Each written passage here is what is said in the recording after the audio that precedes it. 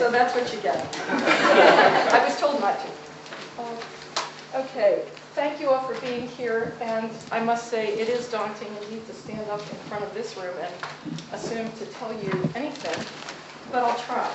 And I'll try to reflect back some of what I've learned from reading many of you and just watching what's swirling around me rather than speaking as an expert.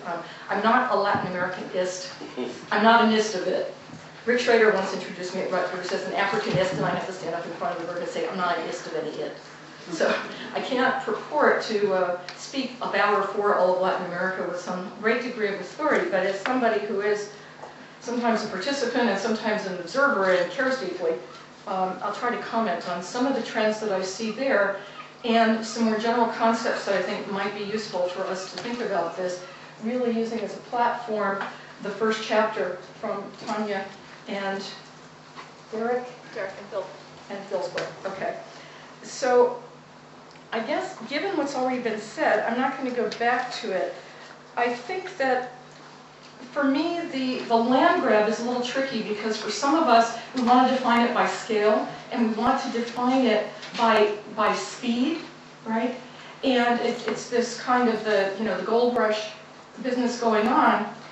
But I think that there is a kind of a creeping underground flow that has enabled it. And there is, if you will, a kind of Deleuzian, what's that word?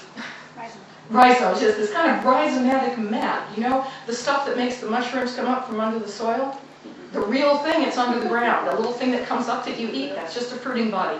The real shroom is underground. Well, I think that the thing that's allowing what we're now calling the land grab to happen is down there.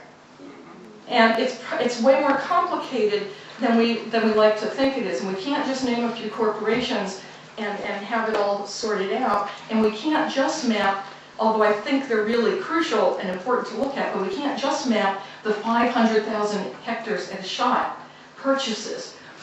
Along with those outright purchases, which cry out for attention, we also have a whole series of grabs through distributed power, through dispersed connections and leverage, okay? That's why I put those two little funny things up there. When we think about land grab, we think about the big polygon. Actually, people are now shopping with pixels and then later purchasing polygons. They are literally shopping through consultants that run GIS shops, saying, I want land in the Isthmus of Tehuantepec, which is a global hotspot, for example, for wind, and I want the following 5 criteria mapped, okay? And then the firm gives them the maps with the 5 criteria. Then they decide what large or small polygons they're going after. And they may try to control a whole territory from the leverage of a few purchase spots, okay? For example, and then here's a cute one, Walmart is directly tied to the development of wind energy in the Isthmus of Tehuantepec.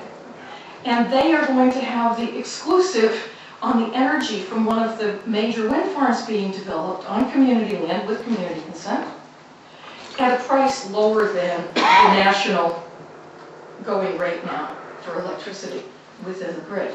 Okay, so you have all kinds of approaches to grabbing, and you have at the same time ways of recoding whole territories from a few well-placed purchases of small properties. People get to redefine the properties of a whole region, properties in terms of quality characteristics, based on strategic presence, based on alliances, networks, if you will, with military power, with other economic power, with state power. So very often it's in the webbing, it's in that invisible stuff under the soil there, it's in those invisible, but not necessarily forever invisible, we can root them out, connections between many actors at many scales. So I guess for me, I'm interested in bringing these ideas about distributed power into this, but not in a way that rejects hierarchy, or that rejects unevenness of power, quite the opposite, that brings power to our thinking about networks, and that looks at the relationship between networks and territories. And I think that the tools that you've mapped out, Tania, this legitimation, regulation, market force, I would say that those are some of the levers that are used. I would add that it's crucial to think about culture. And I know in this room that's a tricky thing to say, and there are a lot of geographers that say culture doesn't exist anymore, but I'm not one. So I'm thinking in terms of something that you mentioned also, Olivier, about the peasantry, right, and peasants. And in Puerto Rico, Jibaro, if you wanted to insult somebody in the 1960s and you're Puerto Rican in the US, you call them a Jibaro, hillbilly, you know, backwoodsman, redneck. Okay, so there is this kind of an assault on rural culture and certain kinds of cultures of production that I think has pretty thoroughly colonized the imagination within places like the US, and not as fully, but still to a large extent, in many of the large, urban concentrations of the world, to the point that people are being pushed away from their own sense about how they network with territory and how they're tied to land. And it becomes impolitic to talk about land. It becomes romantic to care and talk about land, about other living beings. At the same time, many of the social movements, this is not all, but many of the major social movements in Latin America, in the 60s and 70s, the land struggles, and the 80s, and some of you here, Wendy has worked with MST, some of you are from Via Campesina, people in this room know about these things. Some people have had revolutions for their land, some people have had uprisings, but one of the things that's been crucial from the land struggles for land as property at one point, some of the land reforms, or for whole countries under independence, but with Land and Freedom Army in Kenya. You've heard Mau Mau, right? It was Land and Freedom Army. Okay, so there was this sense about getting land and everything would be okay. And then it wasn't, whoops. But it's also the terms on which land is had and the terms on which it can be traded. And one of the things that I think is really impressive, and if you will, it's a kind of a shift, a seismic shift in the social movements in the last 20 years, maybe especially last 10, we have this incredible upwelling of indigenous movements as such, and culturally based movements, and alliances, in some cases, they're not all the same, but also some strong alliances with workers' movements or with people in cities. And that's a bit different. And it's well articulated at this point in some places, less so in others. But when we talk in this region, we're often talking about tierra y territorio, land and territory, except the translation varies from country to country. It's not just Spanish to English.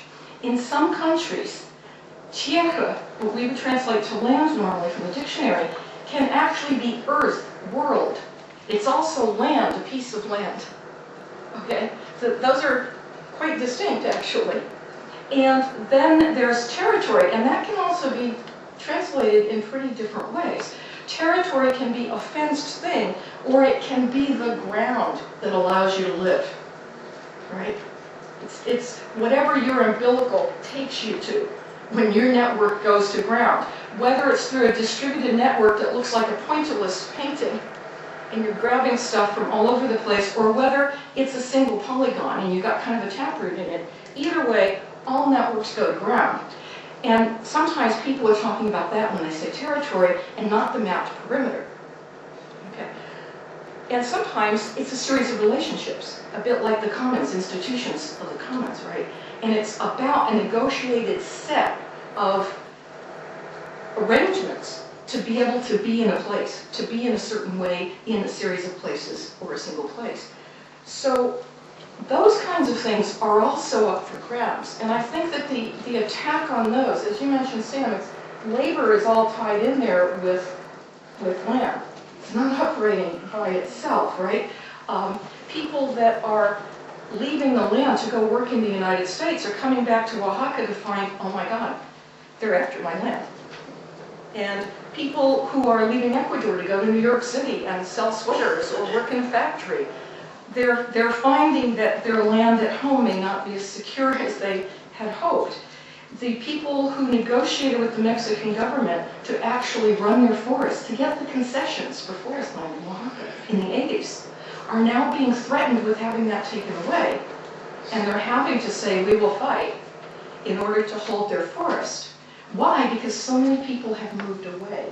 And so there is force threatened from above, and along with that market, there is a labor market. And the fact that so many of their people, and especially young men, are not present on the land makes them very vulnerable to retakings by the state, because they never had title officially to that land, right? So, in closing, I guess what I want to say is that I think we need to look very, very carefully at the way that right now the international system of finance and national states are starting to get a grip on the fact that all networks have to go to ground somewhere. That you need to do photosynthesis someplace.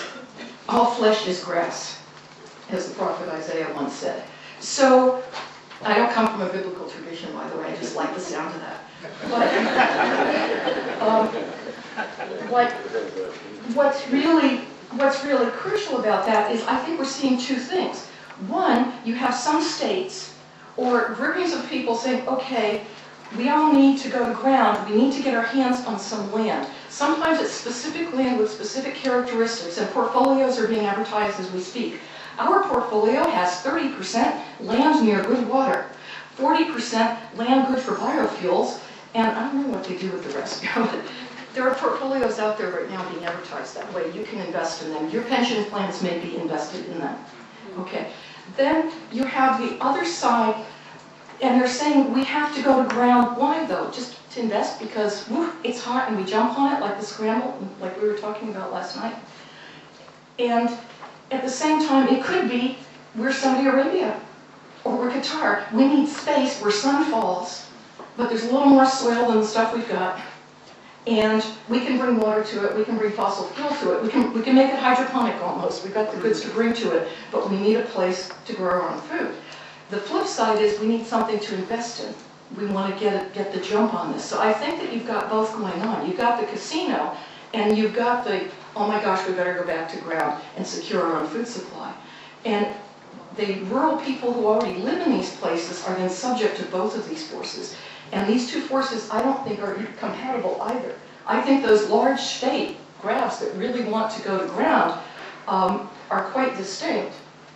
They can be every bit as damaging to the people whose land they grab, but they're quite distinct from the investment strategy that gave us the housing bubble, that's giving us the carbon bubble, et cetera, right? And now we have a land bubble at global scale. And I think that we have to take those apart to talk about them. Last thing about dispersed power. In the case of force, I think we often think of state force, whether local state or national state. But I think we also need to think hard, and I certainly have seen it, and it's operating throughout much of Latin America, certainly today, including Guatemala, Colombia, Mexico, just to name a couple, Peru, Ecuador. There are paramilitaries, particularly at this point in some parts of Colombia and some parts of Mexico, just because I know about them, where you have force that is networked to government but does not officially represent government. It is networked to corporations but does not officially represent them. By the way, Monsanto has hired Blackwater to deal with those who would oppose it.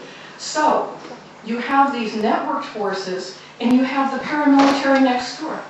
Drug money from the US goes to Mexico and it gets channelized all the way to some kid, and they say, hey kid, you can rev up your father's paramilitary. We've got a job for you. And you can get those nasty people out of that place, and if you do, you can keep their land. And of course, later, they'll buy him or kick him out too. But there is distributed power at work in this, not just the big power we're used to. Amen.